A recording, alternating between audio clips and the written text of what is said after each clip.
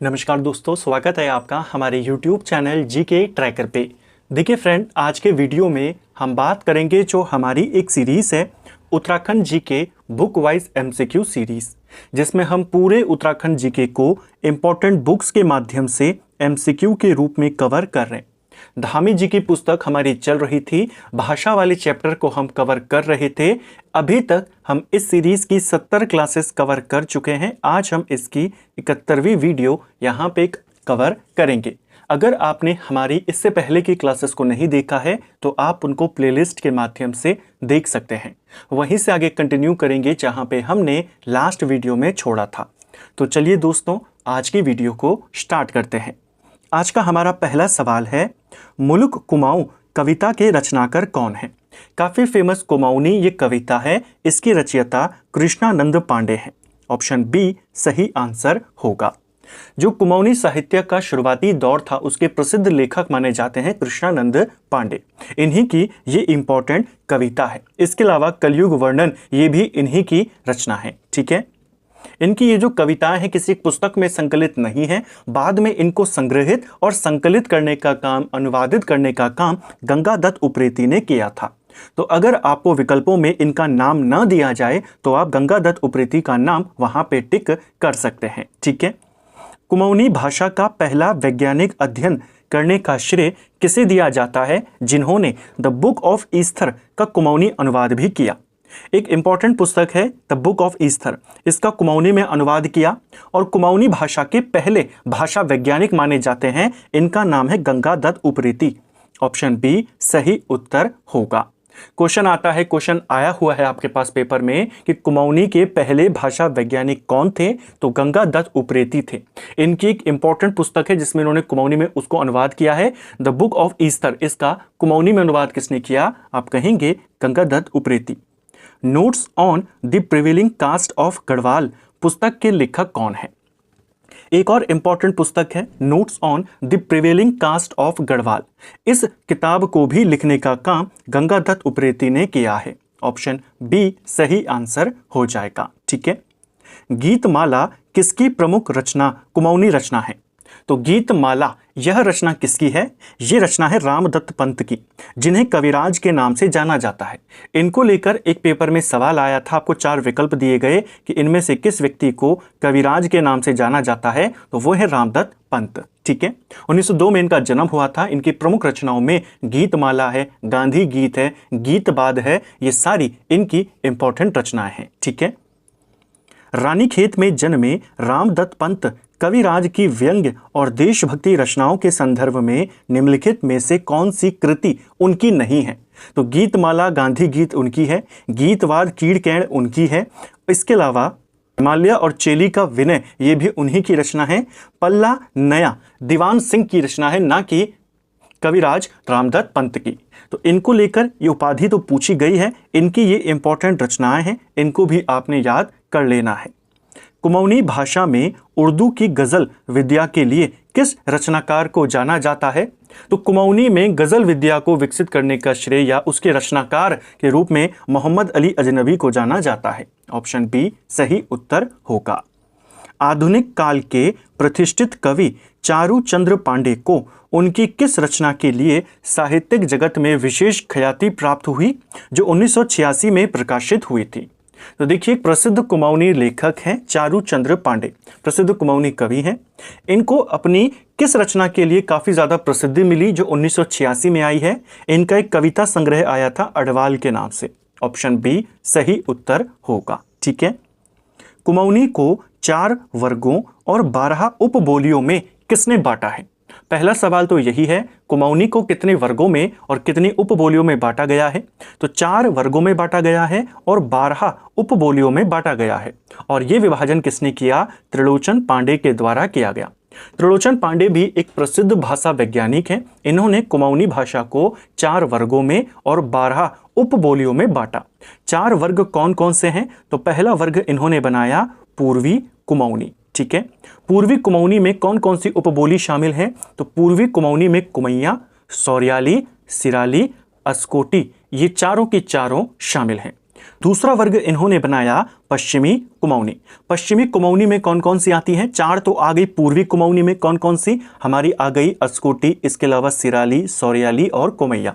दूसरा वर्ग है पश्चिमी कुमाऊनी, इसके अंदर खसपराजिया शामिल है, खसपरजिया, इसके अलावा पछाई, इसके अलावा फलदा कोटी, चौगरखिया, गंगोई और दानपुरिया, यानी कि 6 बोलियां इसके अंतर्गत आती हैं पश्चिमी कुमाऊनी। ये 6 कौन कौन सी हैं? तो इन 6 के हमने नाम देखे, खसपरजिया, पछाई, इसके अलावा फलदा कोटी, चौगरखिया, गंगोई और दानपुरिया। फिर आता है तीसरा वर्ग उत्तरी कुमाऊनी वर्ग। उत्तरी कुमाऊनी, इसके अंदर एक बोली आती है जिसका नाम है जौहारी, ये आती है उत्तरी कुमाऊनी में। और फिर आता है चौथा वर्ग दक्षिणी कुमाऊनी, जिसके अंदर भी एक बोली शामिल है जिसे हम कहते हैं नैनीताली कुमाऊनी या रचभैंसी। ठीक है, तो ये इसका वर्गीकरण किया था त्रिलोचन पांडे ने। निम्न में से कौन सी बोली दक्षिणी कुमाऊं की है? तो दक्षिणी कुमाऊनी के अंदर हमने कहा एक ही बोली आती है, रचभैंसी। ऑप्शन सी सही आंसर हो जाएगा। ठीक है, निम्नलिखित में से कौन सी बोली पूर्वी कुमाऊनी वर्ग में सम्मिलित नहीं है? पूर्वी कुमाऊनी वर्ग के बारे में भी हमने बात करी थी। इसके अंदर 4 उपबोलियां शामिल हैं। इसके तहत कुमैया आती है, सौरियाली आती है, सिराली आती है और अस्कोटी आती है। खसपरजिया पश्चिमी कुमाऊनी में आती है। ठीक है, ऑप्शन डी इसका सही आंसर होगा। ठीक है, इनमें से कुमाऊनी बोली की उपबोली कौन सी है? तो कुमाऊनी की 12 उपबोलियों में से इनमें से कौन सी है? तो खसपरजिया। ऐसे सवाल बना हुआ है पेपर में, इसीलिए हम इनकी प्रैक्टिस यहां पर कर रहे हैं। ऑप्शन बी सही उत्तर होगा। कुमाऊनी की किस बोली को परिनिष्ठित कुमाऊनी के रूप में मान्यता दी जाती है? तो कुमाऊनी की वह बोली कौन सी है जिसे परिनिष्ठित कुमाऊनी यानी विकसित कुमाऊनी के रूप में माना जाता है, जो काफी ज्यादा विकसित हो चुकी है? ये किस बोली को कहते हैं? ये मान्यता खसपरजिया को दी जाती है। ऑप्शन बी सही आंसर होगा। ये जो खसपरजिया वाली बोली है, यह बारहा मंडल का जो परगना है यानी अल्मोड़ा का जो थोड़ा बहुत इलाका है, इसके अलावा बागेश्वर के आसपास के इलाके में बोली जाती है। ठीक है, इसे परिनिष्ठित कुमाऊनी यानी केंद्रीय बोली के रूप में भी माना जाता है, अल्मोड़ा के आसपास के रूप में मानी जाती है। लेखन साहित्य की मानक कुमाऊनी, जैसे मैंने कहा परिनिष्ठित कुमाऊनी, इसे ही कहते हैं। ठीक है, किस बोली पर नेपाली भाषा का अधिक प्रभाव देखने को मिलता है? कुमाऊनी उपबोलियों को लेकर के भी सवाल बन जाता है। जैसे हमने पढ़ा वर्गीकरण में, सबसे पहले कुमैया पढ़ी, तो कुमैया नैनीताल से लगा हुआ जो काली कुमाऊं का इलाका है हमारा, वहां पर बोली जाती है। ठीक है, चंपावत का जो इलाका है। दूसरी पढ़ी हमने सौरियाली, सौर क्षेत्र जो है पिथौरागढ़ का, वहां पर बोली जाती है। तीसरी हमने पढ़ी सिराली के बारे में, सिरा यानी कि जो डीडीहाट वाला इलाका है, सिरा वाला इलाका, वहां पर बोली जाती है। ठीक है, फिर हमने अस्कोटी के बारे में पढ़ा। अस्कोटी बोली ऐसी बोली है, ये आती है पूर्वी कुमाऊनी वर्ग में और इसमें नेपाली भाषा का प्रभाव देखने को मिलता है, यानी ऑप्शन सी सही आंसर हो जाएगा। पिथौरागढ़ का जो अस्कोट वाला इलाका है, वहां पर ये ज्यादा बोली जाती है। नेपाली बोली से इसे प्रभावित माना जाता है। चौगरखिया बोली बोली जाती है। चौगरखिया बोली जो है हमारी, ये पश्चिमी कुमाऊनी वर्ग में आती है और ये बागेश्वर के चौगरखा परगने में, जो चौगरखा परगना है बागेश्वर का, यहां पर ज्यादा बोली जाती है। ऑप्शन बी सही आंसर हो जाएगा। ठीक है, यानी बागेश्वर के जो सीमांत इलाके हैं वहां पे। किस बोली पर तिब्बती भाषा का प्रभाव देखने को मिलता है? देखिए, तिब्बती भाषा का प्रभाव हमने उत्तरी कुमाऊनी वर्ग की भी बात करी थी, उसके अंदर एक ही बोली आती है उत्तरी कुमाऊनी में, वो है जौहरी। ठीक है, जौहरी भाषा में हमें तिब्बती भाषा का प्रभाव देखने को मिलता है। ऑप्शन बी सही आंसर होगा। उस क्षेत्र में जो भोटिया जनजाति निवास करती है, जौहर क्षेत्र में, उनके द्वारा इसका इस्तेमाल होता है। भोटिया जनजाति के द्वारा ये बोली बोली जाती है। ठीक है, निम्न में से कौन सी बोली नैनीताल और उसके आसपास बोली जाती है? तो नैनीताल और उसके आसपास बोली जाती है नैनीताली कुमाऊनी, जिसे रचभैंसी भी कहते हैं।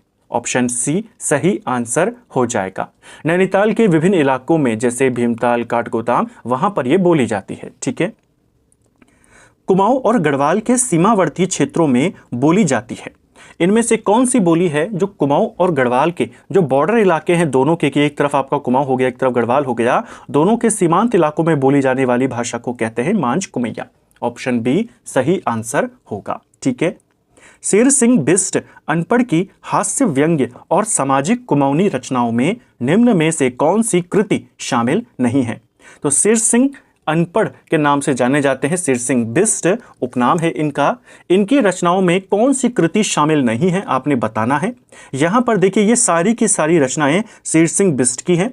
शेरदा के नाम से भी जाने जाते हैं और जो निशाश कविता संग्रह है ये इनका नहीं है। तो निशाश कविता संग्रह किसका है? ये कविता संग्रह देवकी मेहरा का है। ठीक है, देवकी मेहरा को कुमाऊनी की पहली महिला लेखिका माना जाता है। ठीक है, तो इनको भी आपने याद रखना है। कुमाऊनी भाषा की पहली महिला लेखिका कौन थी? तो आप कहेंगे देवकी मेहरा। अल्मोड़ा से इनका संबंध था। ये कविता संग्रह इन्हीं का है। इनके अलावा प्रेमांजलि, स्वाति, सपनों की राधा जो उपन्यास है वो भी इन्हीं की रचना है। बाकी ये सारी रचनाएं किसकी हैं? शेर सिंह बिष्ट की। प्रसिद्ध जन कवि गिरीश तिवारी गिरदा के संदर्भ में कौन सा कथन सत्य है? तो गिरीश तिवारी जिन्हें गिरदा के नाम से जाना जाता है, इनको लेकर के स्टेटमेंट है। देखिए, पहला, इनके द्वारा रचित प्रमुख नाटकों में नगाड़े खामोश हैं, धनुष यज्ञ, अंधा युग, अंधेर नगरी और थैंक यू मिस्टर ग्लैड ये शामिल हैं। तो इन्होंने कई सारे प्रसिद्ध नाटकों की रचना करी जिनके नाम यहाँ पर दिए गए हैं। तो ये आपका बिल्कुल सही है। इन्होंने शिखरों के स्वर और रंग डारी दियो अलवेलियन जैसे संग्रहों का संपादन किया है, ये भी सही है, ये भी इन्हीं की रचनाएं हैं। इन्होंने हिमालय संस्कृति और विकास संस्थान के लिए झूसिया दमई के ऊपर शोध ग्रंथ भी लिखा है, ये भी सही है। क्वेश्चन आया था इनके ऊपर शोध ग्रंथ किसने लिखा है? गिरीश तिवारी गिरदा। उपयुक्त सभी कथन पूर्णतः सत्य हैं। Option D. कुमाऊनी हिंदी व्युत्पत्ति कोश किसकी रचना है? तो कुमाऊनी हिंदी व्युत्पत्ति कोश जो है इसे बनाया है केशव दत्त त्रिवाली ने। ऑप्शन बी सही आंसर हो जाएगा। ठीक है, इसे भी आपने याद रखना है, डायरेक्ट सवाल बन सकता है। तो फ्रेंड्स, ये था हमारा आज का वीडियो जिसमें हमने उत्तराखंड जीके के 20 इंपॉर्टेंट सवालों को यहाँ पे देखा। कुमाऊनी भाषा से संबंधित जो जो सवाल आपसे पूछे जा सकते हैं, कुछ ऐसे सवाल भी थे जो पूछे गए हैं, उनको हमने इस वीडियो में देखा। अगले वीडियो में हम गढ़वाली भाषा के बारे में, उसकी उपबोलियों के बारे में, उससे जुड़े तथ्यों के बारे में बात करेंगे। उम्मीद करता हूँ आपको आज का वीडियो पसंद आया होगा। अगर आपको ये वीडियो पसंद आई है तो वीडियो को लाइक करें, अपने दोस्तों के साथ इसको शेयर करें। वीडियो आपको कैसी लगी कमेंट बॉक्स में हमें ज़रूर बताएं। Thank you friends.